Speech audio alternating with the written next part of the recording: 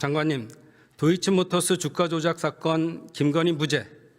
김건희가 시세 조정 사실은 인식했으나 공모는 아니다. 공정한 판결 맞습니까? 예, 뭐 법원의 그 개별적 사건에 대한 판단에 관해 갖고 법무부 장관이 의견을 내는 건 적절치 않습니다. 다만 특검에서 수사해서 기소한 사건에 관련해 갖고 특검에서도 증거의 어떤 판단이라든가 법률적 의견과 관련해 갖고 면밀히 분석해 갖고 항소할 것으로 좀 보고 있습니다. 네. 예. 58회 여론조사 무상 제공했고 그 금액이 2억 7천여만 원입니다. 그런데 계약서가 없다는 이유로 무죄가 났습니다. 뇌물과 정치자금이 계약서로 이루어져야 한다는 얼토당통한 판결입니다. 세상에 그런 뇌물은 없습니다. 특히 공천 청탁을 했다는 명백한 증거가 있는데도 공관위 회의를 거쳤다는 이유로 무죄를 선고했습니다. 저는 이 판결을 도저히 이해할 수가 없는데 장관님은 납득이 가십니까? 예, 뭐 그 해당 사건으로 인한 결과만을 볼 때는 국민 일반의 감정과는 조금 거리가 있어 보입니다. 다만 어쨌든 뭐 1심 법원의 판결이기 때문에 특검에서 좀 법원의 판결을 좀 면밀히 분석해 갖고 항소해서 다툴 것으로 생각하고 있습니다. 네, 들어가셔도 좋습니다. 국무총리님 나와 주십시오.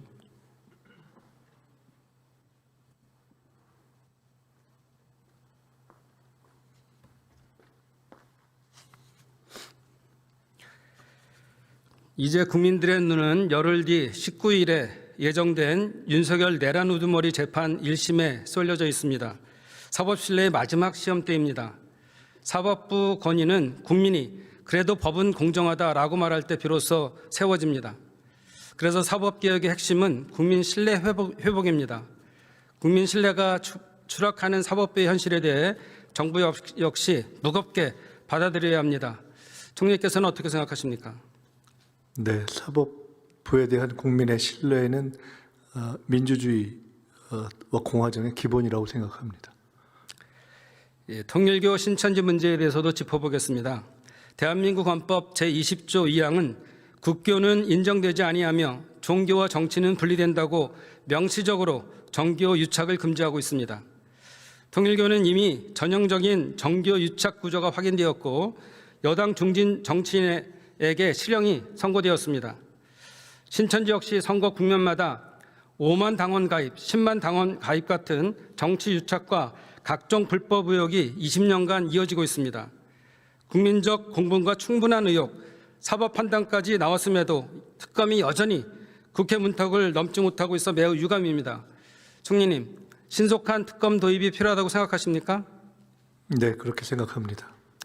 이재명 대통령께서도 불법적 정교 유착 종교단체에 대한 해산 명령까지 검토할 것을 지시한 바 있습니다. 총리님, 해산까지 염두에 둔 강력한 근절 대책이 필요하다고 보는데 그럴 의지와 준비가 되어 있습니까?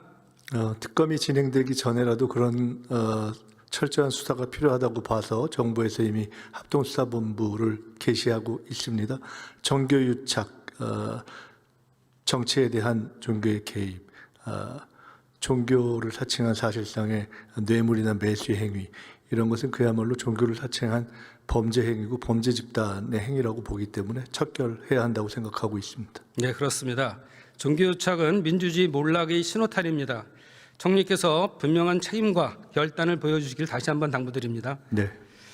실형 균형 외교에 대해서도 한 말씀 드리겠습니다. 이재명 대통령께서는 기존의 이념 중심 외교 문법을 뛰어넘으셨습니다.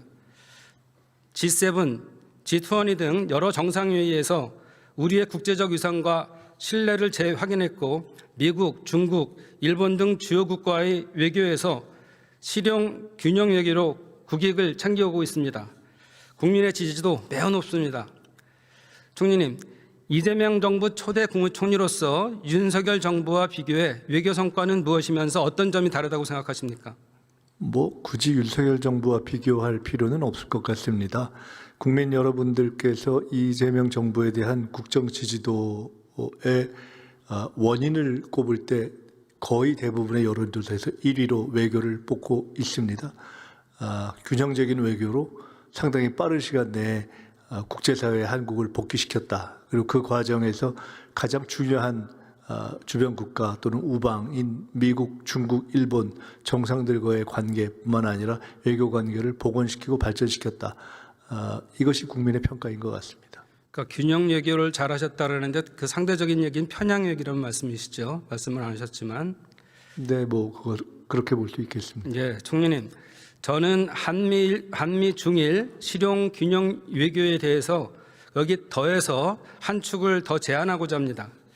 한반도 평화 공존과 경제 도약을 위해서는 미일 중러 4개국 모두를 아우르는 국익 중심 실용 균형 외교가 필요합니다.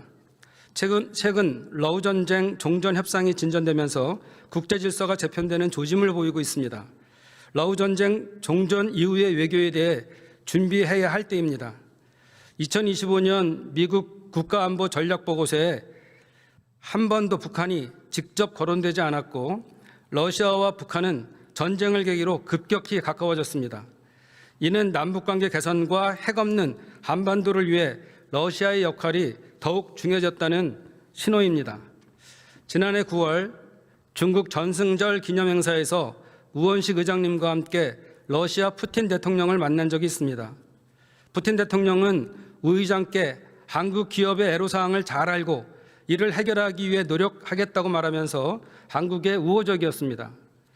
총리님, 남북관계 개선과 한반도의 영구적 평화정착, 북극 항로, 에너지 협력 등 미래 성장 동력 확보 차원에서 한러 관계를 전략적으로 복원할 필요가 있다고 보는데 총리님 생각은 어떠십니까? 러시아 우크라이나 전쟁의 끝이 보이고 있는 이 시점이 러시아와의 관계에 대한 강화를 집중 고민하기 시작해야 하는 시점이고 필요가 있다. 그것이 외교적으로나 경제적으로 다 의미가 있다라는 의원님의 판단에 전적으로 공감하고 그런 면에서 외교 당국도 면밀하게 지켜보면서 준비하고 있는 것으로 알고 있습니다.